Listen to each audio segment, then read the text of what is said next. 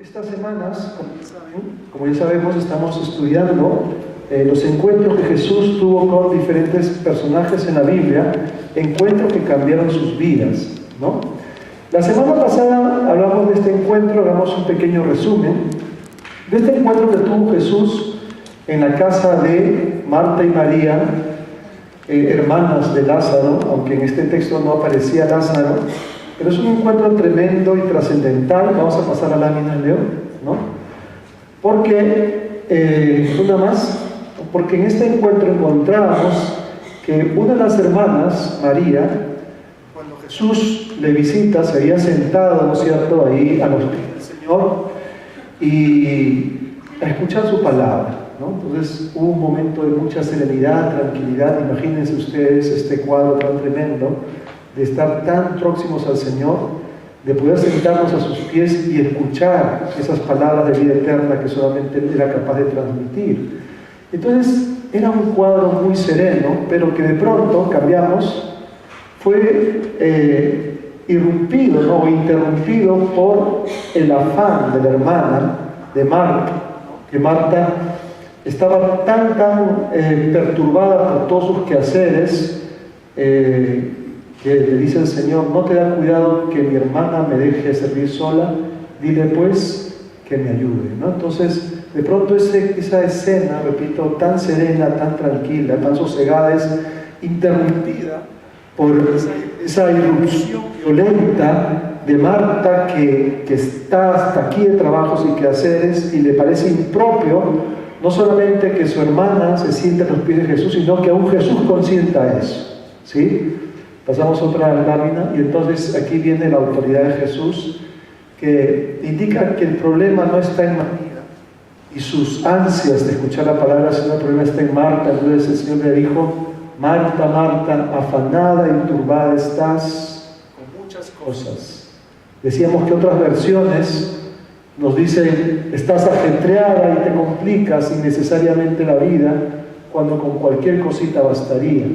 Estás preocupada y te inquietas por demasiadas cosas, estás preocupada y molesta por tantas cosas. Y entonces nos hablaba de este encuentro, nos decía que en verdad muchas veces no vemos o no tenemos un encuentro profundo con el Señor, porque los afanes, la turbación, la molestia, la irritabilidad y los múltiples quehaceres a veces tan innecesarios en los cuales nos metemos, nos impiden en verdad escuchar la voz del Señor en nuestros corazones, y por tanto andamos tan confundidos, tan turbados, tan perturbados también, y somos incapaces de salir de esa rutina violenta, esta rutina imparable, ¿no es cierto?, que se convierte en una vorágine de actividades, y francamente casi no oímos a Dios nunca, y toda nuestra vida se resume a que tomamos decisión tras decisión, y a veces muy equivocadas, porque no somos capaces de escuchar su voz,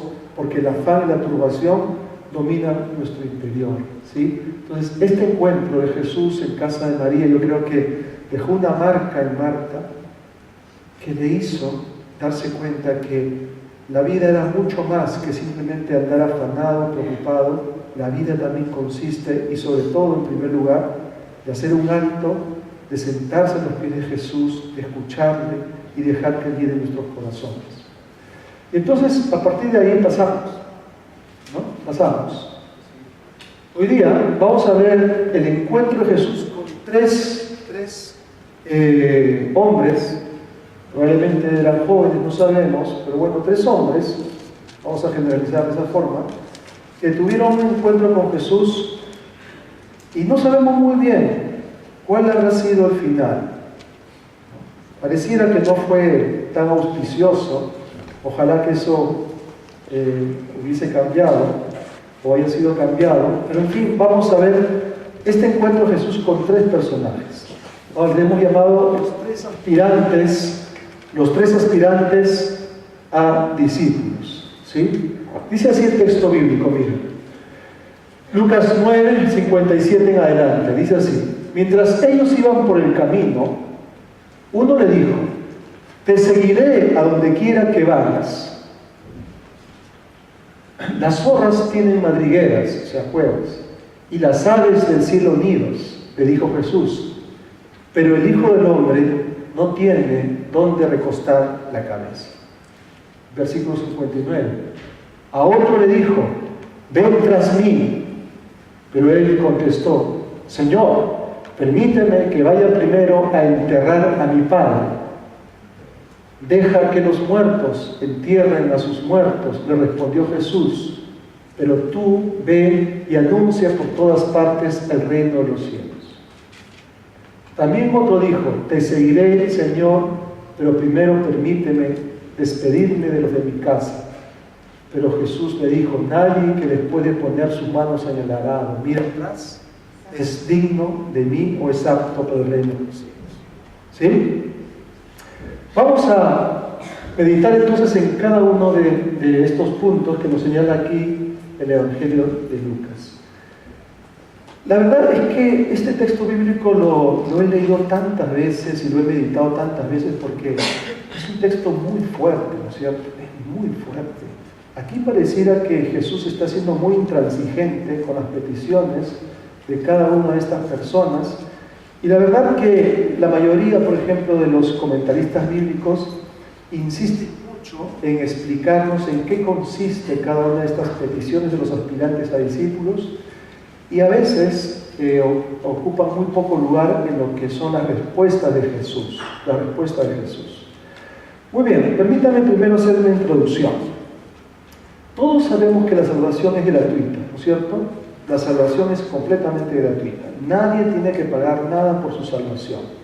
La salvación es solamente por la fe en Jesucristo y es un don y es un regalo de Dios. Es algo totalmente gratuito. La salvación no admite ni siquiera un pago en hechos o en obras, es una gracia completa del Señor. La salvación es gratuita, es un regalo, es un don de Dios. ¿Sí? Un don de Dios en lo que uno solamente tiene que coger, estirar su mano por la fe y decir, Señor, yo recibo ese don en mi vida. En ese momento, dice la Biblia, ¿no es cierto?, que el Espíritu Santo nos sella y somos hechos hijos de Dios. Se nos da el Espíritu Santo.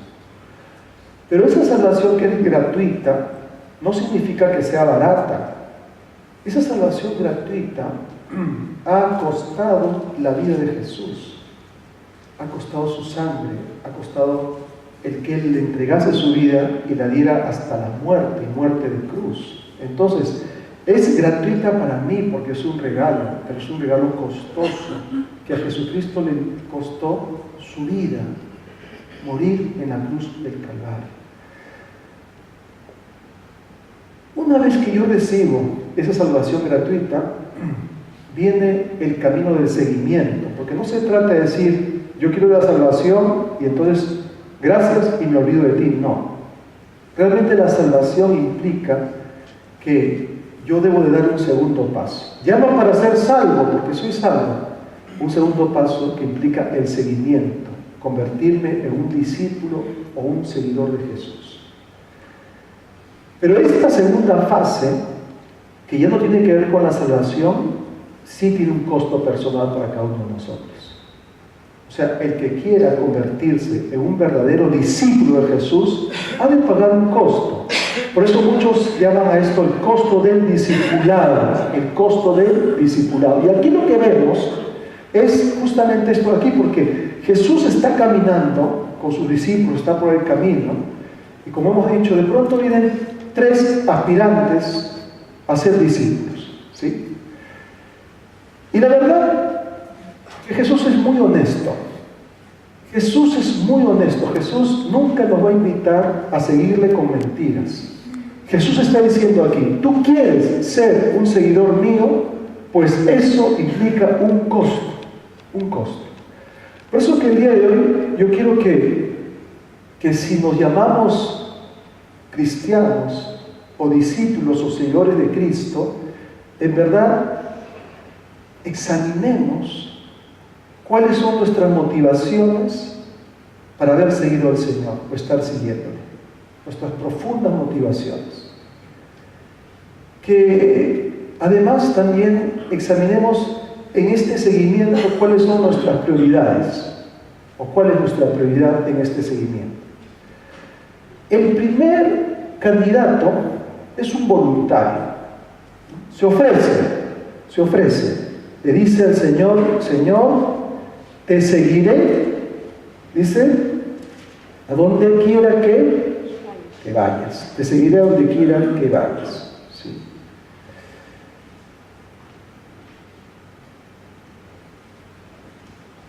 Te seguiré a donde quiera que vayas. Por otros textos bíblicos nos damos cuenta que este seguidor era un hombre que denominado un escriba. Uno de los grupos religiosos de ese tiempo, los escribas eran, digamos, los teólogos, ¿no?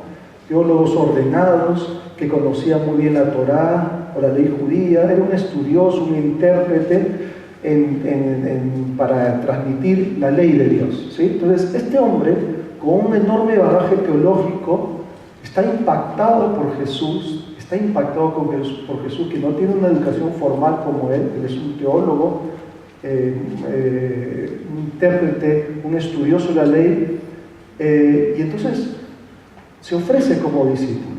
Le dice, Señor, te seguiré a donde quiera que vayas. ¿Qué tal ofrecimiento? Muy tentador, ¿no? Muy tentador si se trata de un hombre con esa preparación. Es un escriba. Cualquiera diría, qué bien, por fin alrededor de Jesús comenzamos a ver gente preparada, gente que ha estudiado, por fin. Y le hace un ofrecimiento que a uno le recuerda lo que le dijo Ruth, ¿no es cierto?, a su suegra, en el libro de Ruth, en el Antiguo Testamento, te seguiré a donde quiera que vayas.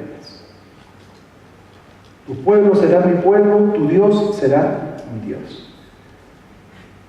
Probablemente cualquiera de nosotros hubiéramos dicho, qué fabuloso. Ven, yo te recibo. Me encanta que gente como tú me siga, gente valiosa.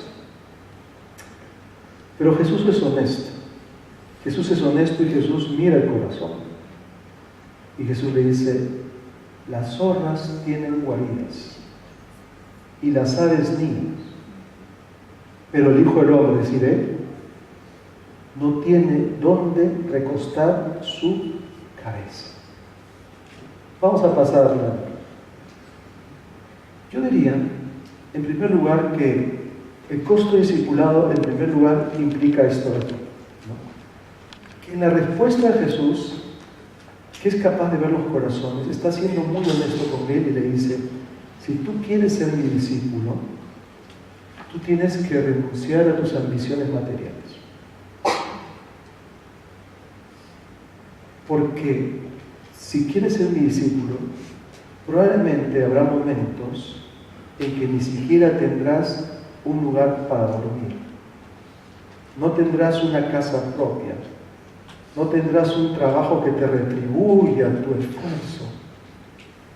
Si tú quieres ser mi discípulo, de tu corazón tienes que sacar el amor por las riquezas y la ambición. Tienes que sacarlo, tienes que entregarlo.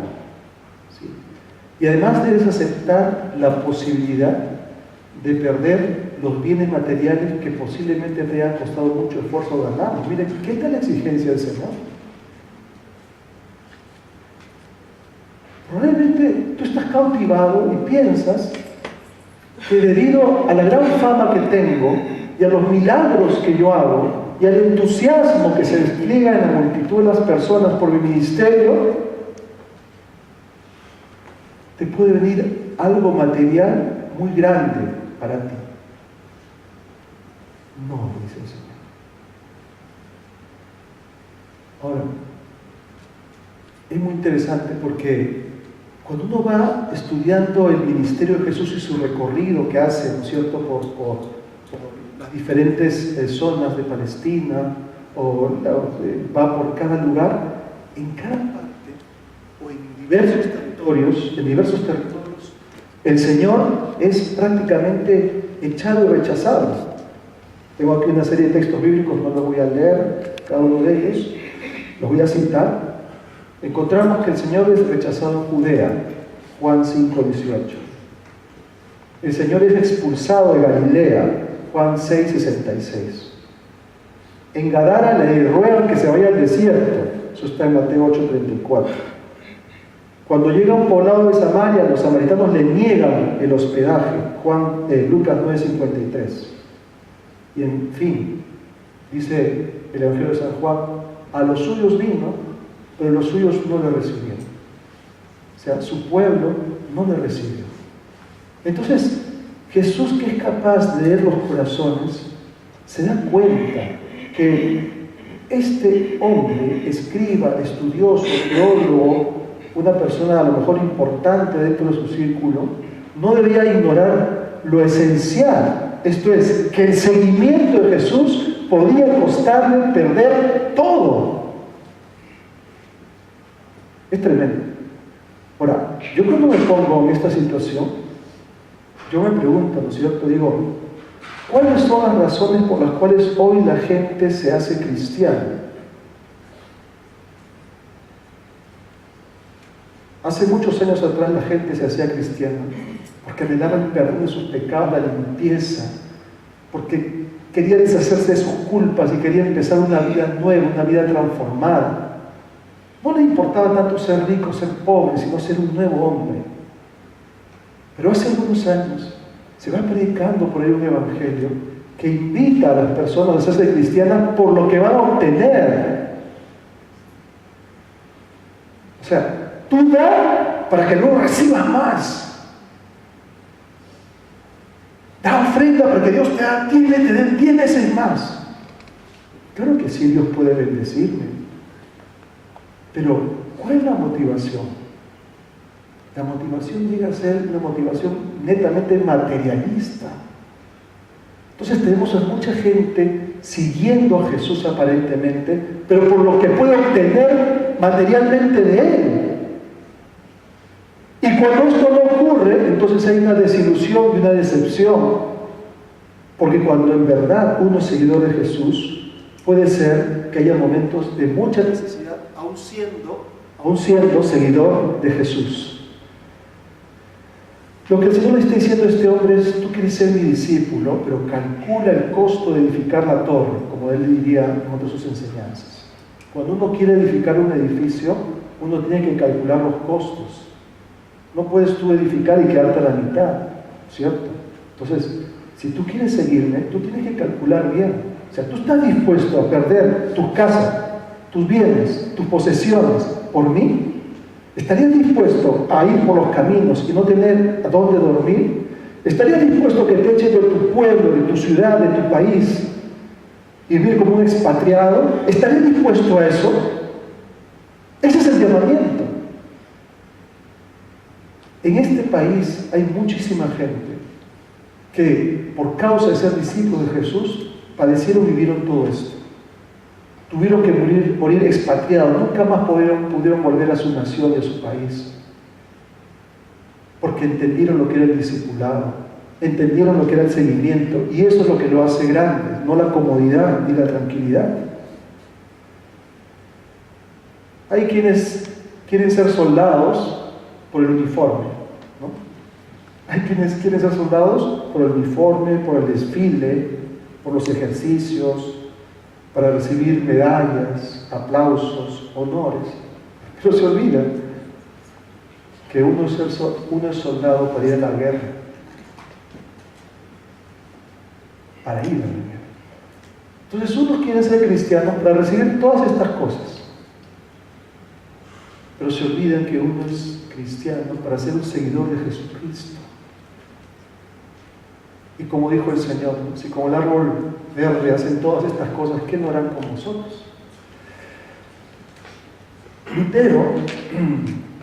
Lutero escribió su famoso himno Castillo Fuerte en 1529, y él, en este himno inmortal, realmente inmortal, que habla acerca de lo que Dios es para su pueblo y cómo Dios defiende a su pueblo en medio de la persecución, tiene una estrofa muy hermosa. Él dice: nos pueden despojar de bienes, nombre y hogar, el cuerpo destruir, mas siempre ha de existir de Dios el reino eterno. Miren las alusiones que hace Martín Lutero. Le estaba diciendo a esa gente que creía en ese movimiento de reforma, de cambio radical dentro de la estructura y de la pureza de la iglesia, le estaba diciendo, siendo seguidores de Jesús, nos pueden pasar todas estas cosas.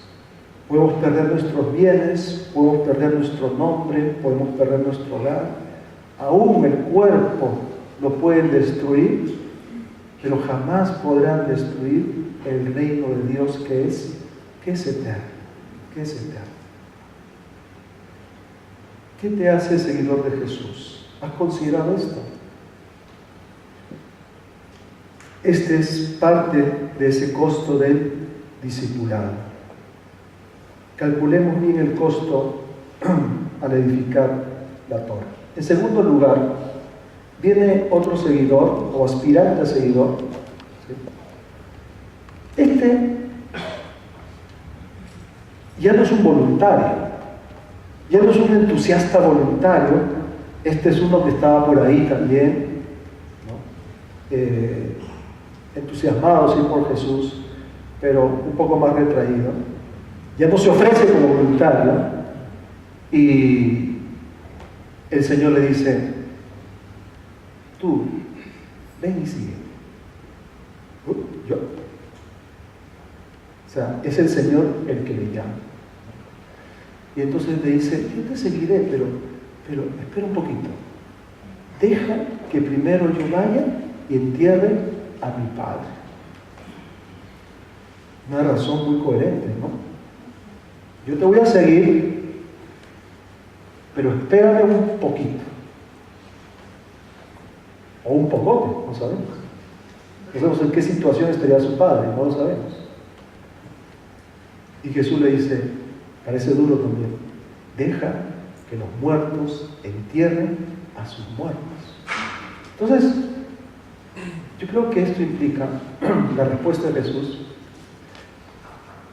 que tenemos que entender que como cristianos, los lazos familiares no ocupan el primer lugar. Y ahora lo voy a explicar por qué. Los lazos familiares no ocupan el primer lugar en nuestra relación con Dios. Y es más, a veces es bueno tener conciencia que aún uno puede sufrir persecución de sus propios familiares a causa de la fe. Entonces lo explicamos un poquito más. Como dije, este hombre es llamado, a diferencia de los demás. Los otros no fueron llamados, este sí, pero no está tan dispuesto. Todavía no estaría dispuesto a dar ese paso inmediatamente. Pero, como dije también, pero tampoco no quiere dejar completamente esa posibilidad. Te seguiré, pero luego. Esto es como cuando uno quiere viajar, ¿no? Uno a veces dice, tengo que viajar, pero a la vez no sé si logre hacerlo porque tengo un montón de dificultades. Entonces, en ese caso, ¿qué es lo que hacemos? Una reserva, ¿no? Una reserva que esté ahí, algo abierto, algo pendiente, que nos dé la posibilidad de no perder todo, ¿no? Pero a la vez si nos animamos a viajar, esté abierta esa posibilidad, esté abierta esa puerta. Entonces, este no le dice no al Señor. No. Le dice, espera, deja que entierre a mi Padre, ¿sí? Ahora, como hoy en día también, en aquel tiempo, pues un funeral era un deber, ¿no? O sea, cuando alguien moría, era un deber de la familia de hacerle el funeral, y además era un acto de bondad también, ¿sí? Y además, dentro de la propia cultura judía, había una piedad filial, o sea, yo no podía permitir que mi padre no tuviese un digno funeral. Era algo tan importante que los rabinos decían que aún si eso ocurría, o sea, si se daba el funeral del padre, pues uno está exceptuado de participar en un servicio religioso o aún de estudiar la ley, o sea, uno tenía que estar en ese lugar. Y sin embargo, Jesús le dice, deja que los muertos entierren a sus muertos. Miren, Algunos han dicho que lo que pasa es que no está diciendo que el padre estaba agonizando, sino que él quería esperar que en algún momento su padre muriera, y luego que su padre muriese, entonces recién él se animaría a seguir a Jesús. Por tanto, en la respuesta de Jesús se puede ver algunas cosas que son muy importantes. Miren, si queremos seguir a Jesús, nosotros no ponemos las condiciones. O sea, el que pone las condiciones es el Señor, que es los corazones. O sea, ¿quién es Dios aquí? Dios está a mi servicio y yo estoy al servicio de Dios. Entonces, debe quedar bien claro que si queremos ser seguidores de Jesús, las condiciones no las pongo yo, las pone el Señor. Yo recuerdo que una vez en el seminario tenía un profesor allí, un pastor, y me decía, bueno, me han invitado a trabajar a tal iglesia, y yo he puesto estas condiciones, y las dijo, y dije, o sea, me desilusionó porque me parecía que no tenía un corazón pastoral. Sus condiciones eran extremas.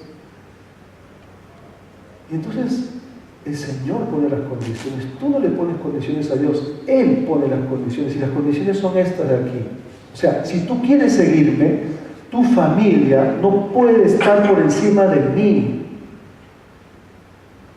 Dice Mateo 10:37, el que ama padre o madre más que a mí no es digno de mí. Y el que ama al hijo o la hija más que a mí no es digno de mí. O sea, yo entiendo que la familia es nuestra vida, lo que terrenalmente más amamos y más queremos.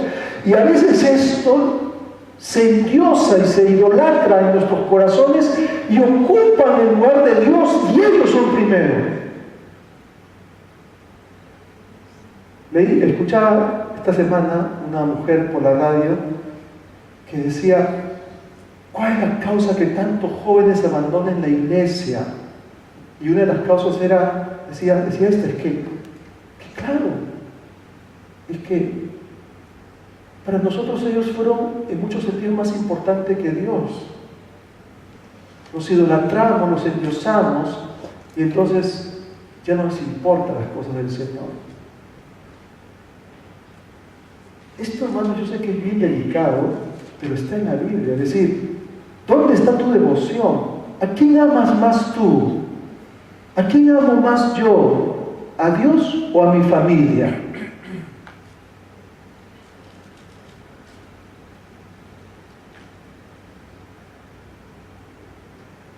Ahora, a veces ocurre esto, ¿no? Que tú tienes una pasión, una devoción por el Señor y surge un conflicto. Es que tu familia comienza a presionarte y te dice, déjalo, porque esa fe te está alejando de nosotros. ¿Sabes qué? En los evangelios dice que hubo un momento en que ni sus propios hermanos creían en Jesús, ni su propia familia creía en Jesús.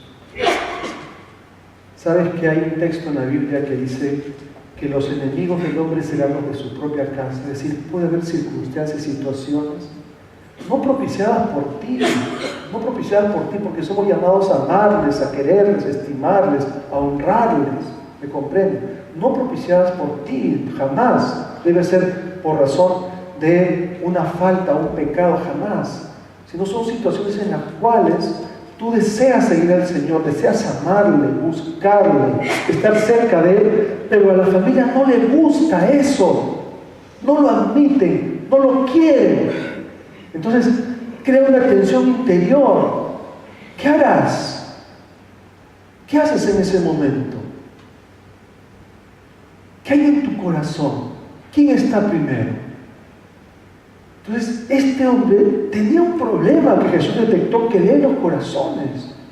O sea, para ti tu padre es más importante que el seguimiento, que el seguirme a mí.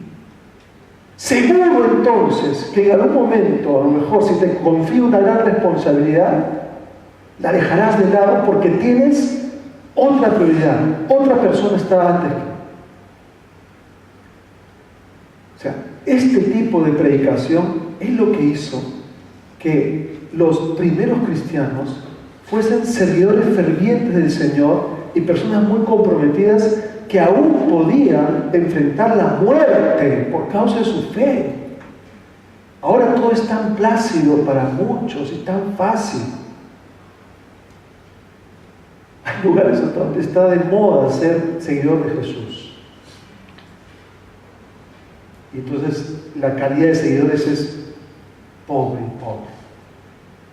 Entonces, si tú eres un seguidor de Jesús, puede ser, querido hermano, puede ser que llegue un momento en el cual tengas que enfrentar esa tensión, esa lucha y ese desprecio aún de los que tú más quieres.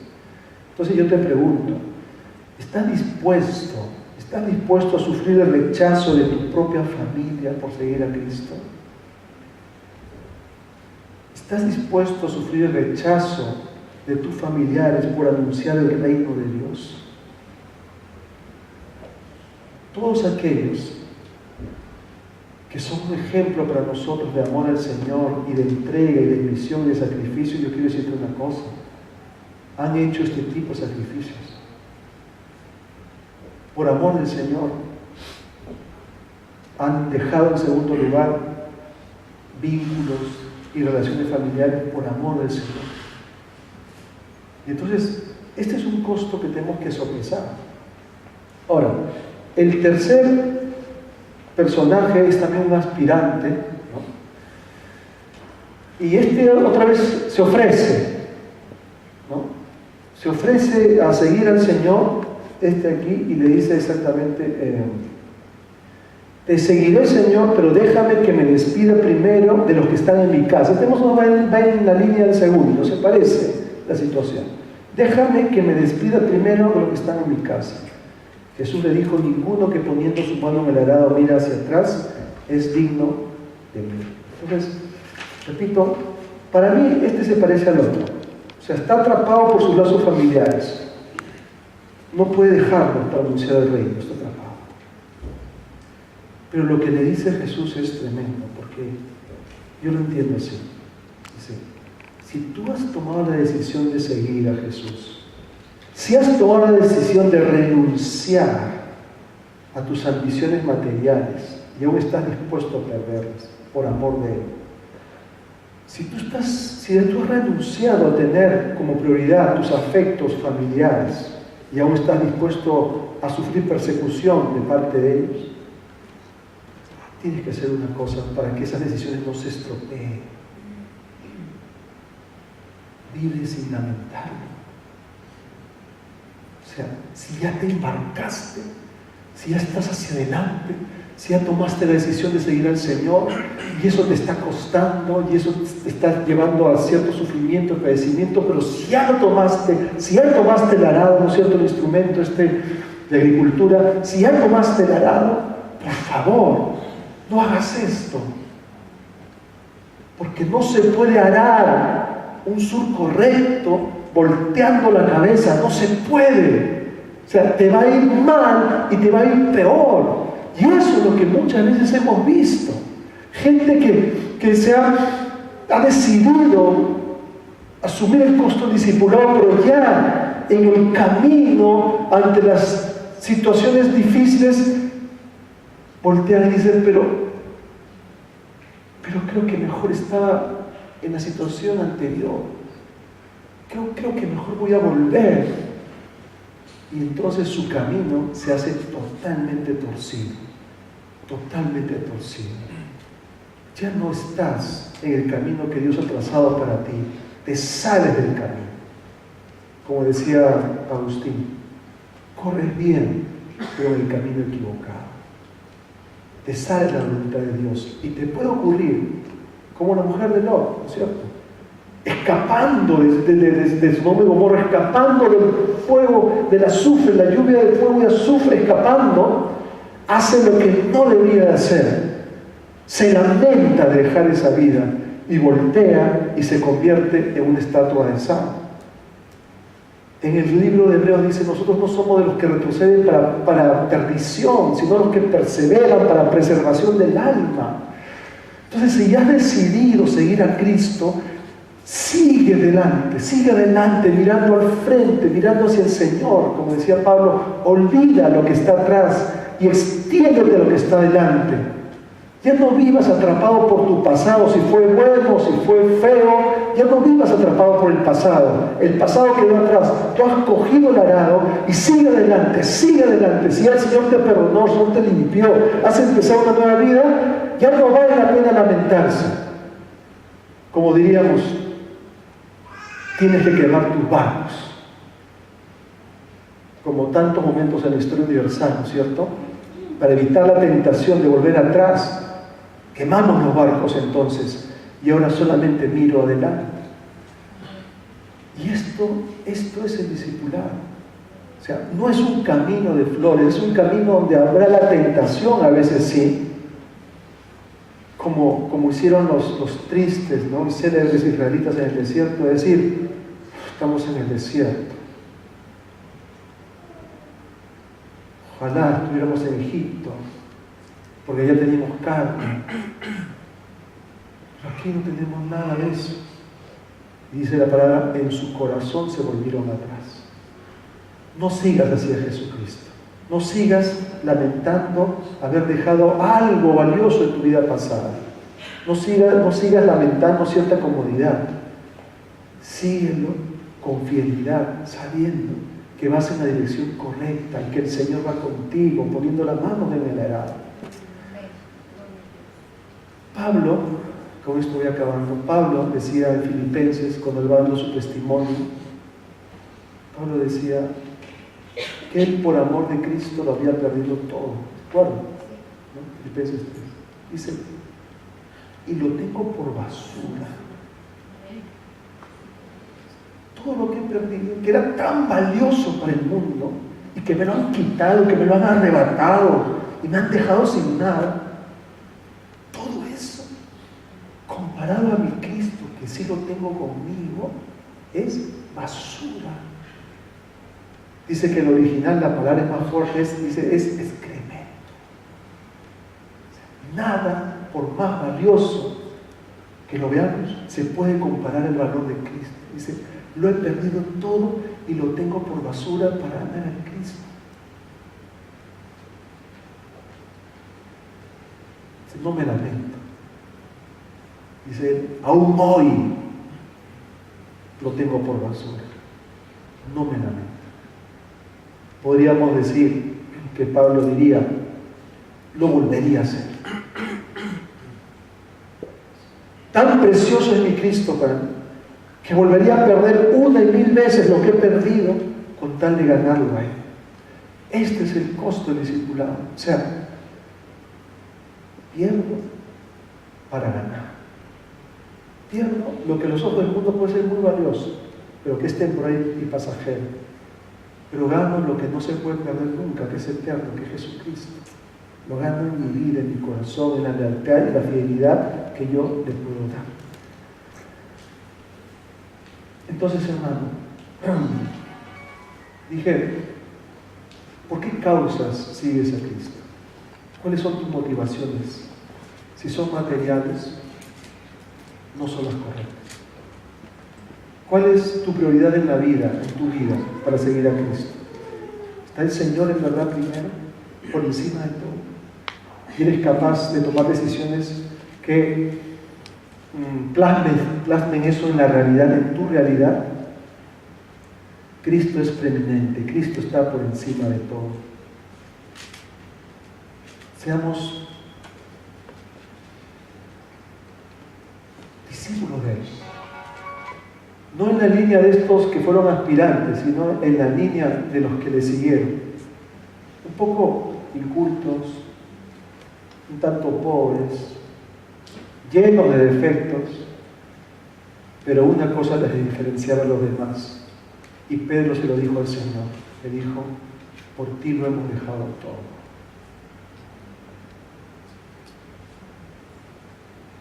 Esa era la gran diferencia, que fueron hombres capaces de dejarlo todo. Y por eso que el cristianismo se sostuvo, como dice también la palabra, sobre el fundamento de los apóstoles, sobre sus enseñanzas, sus decisiones, su vida y su entrega. Y por eso que ha llegado hasta nosotros, hermanos. Y solamente el Evangelio, en su veracidad y en su belleza y en su autenticidad, podrá llegar a las futuras generaciones y seremos un ejemplo de cristianos a nuestros hijos, si nuestro corazón está limpio y libre de motivaciones oscuras y en verdad Jesucristo es prioritario para nosotros. Amén. Vamos a orar. Señor, primeramente al venir a ti, nos damos cuenta, Señor, de cuán pobre es nuestro seguimiento tantas veces, Señor. Cuán distraídos estamos en el camino, Señor. Cómo tantas cosas cobran mayor importancia que tu misma persona. Y aunque en los labios afirmamos una cosa, al ver nuestra realidad encontramos otra, Señor. Tú no eres lo primero. Gracias, Señor, porque tu palabra no nos engaña, Señor. Nos dice la verdad y nos dice cuáles son las exigencias del seguimiento, Señor. Padre, solo nos resta decirte, danos las fuerzas, danos la entrega, ten misericordia de nosotros, para que podamos disfrutar en verdad esa vida íntima y de comunión contigo, Señor. Padre, si encuentras en nuestro corazón otros afectos que son más importantes que el afecto hacia ti, Señor. Si encuentras en nuestro corazón, Señor, prioridades equivocadas, Señor, alúmbranos y déjanos tomar la decisión de quitarlas, Señor. Padre Santo, tú quieres una iglesia así, no de nombre, Señor, que está viva pero está muerta. Una iglesia que sea discípula de ti, Señor. Que viva el seguimiento. Padre, ayúdanos, Señor, ayúdanos, porque el mundo nos ha contaminado tanto, Señor, que ha invertido nuestros valores, Señor.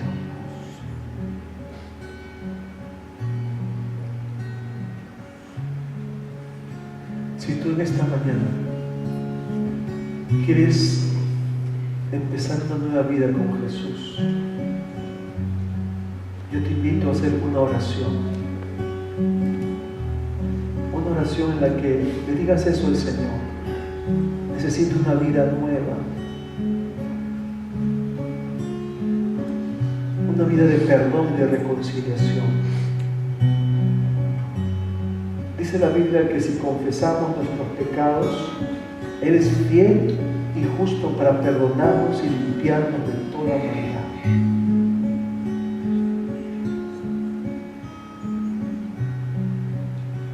Haz una oración al Señor así. Dile, Señor, abro mi corazón a ti. Perdona mis pecados. Yo te necesito, Señor. Ilumíname para caminar en una vida nueva.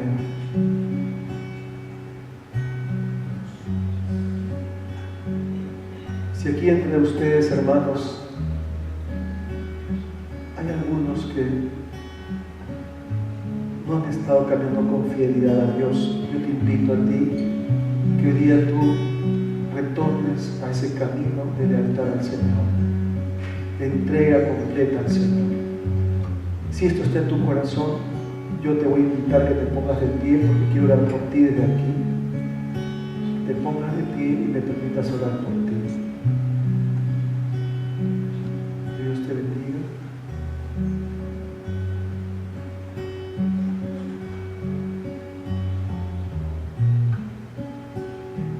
Tú deja un momento, piensa cómo está tu caminar con el Señor, dónde están tus prioridades. Si tú quieres retomar tu camino profundo con el Señor, ponte de pie y déjame orar por ti. ¿Sí?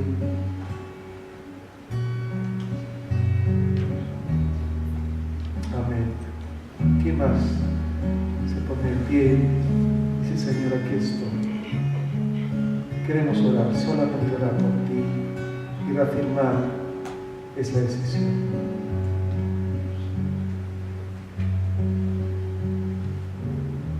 Señor, tú lo ves todo y tú lo sabes todo, Señor.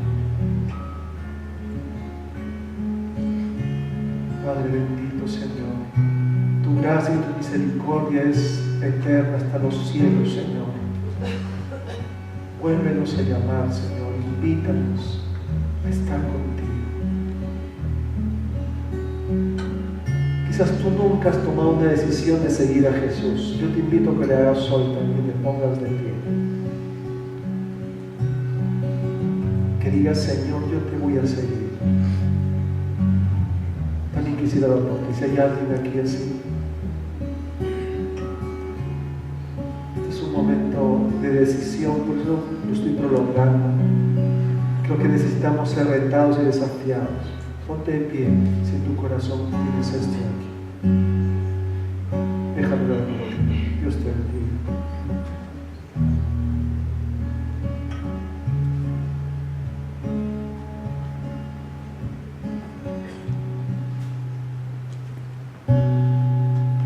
Oh Señor, gracias. Gracias, Señor. Padre, probablemente todos tendríamos que estar aquí de pie, Señor, porque hay áreas en nuestra vida donde tú no gobiernas, Señor. Pero en este momento, Señor, te quiero pedir por estas personas, Señor, que aquí se ponen de pie, expresando, Señor, lo que en su corazón ellos te han dicho, Señor, te han expresado, Padre. Señor, tienen una necesidad. Te pido, Señor, por este joven que está aquí, por el otro, Señor, por las mujeres que están allí, por la señora que está en este lado, Señor, por los jóvenes que están atrás. Padre, tú les conoces, tú sabes sus nombres, Señor. Haz una obra profunda en sus vidas. Dale, Señor, la vida eterna si no te han conocido. Dales tu perdón, dales reconciliación, Señor. Dales una vida nueva, que hoy, Señor, esta fecha quede marcada en sus calendarios como el día en que se inició el cambio, Señor. La vida nueva, la vida de amor y de perdón. Gracias, Señor, oro por ellos, Señor, que les des la salvación preciosa que tú nos has regalado en Cristo Jesús y la fortaleza para el seguimiento, Señor. Bendito sea tu nombre. Gracias, Padre. Oramos en el precioso nombre de Jesús. Amén. Amén. Pueden tomar asiento.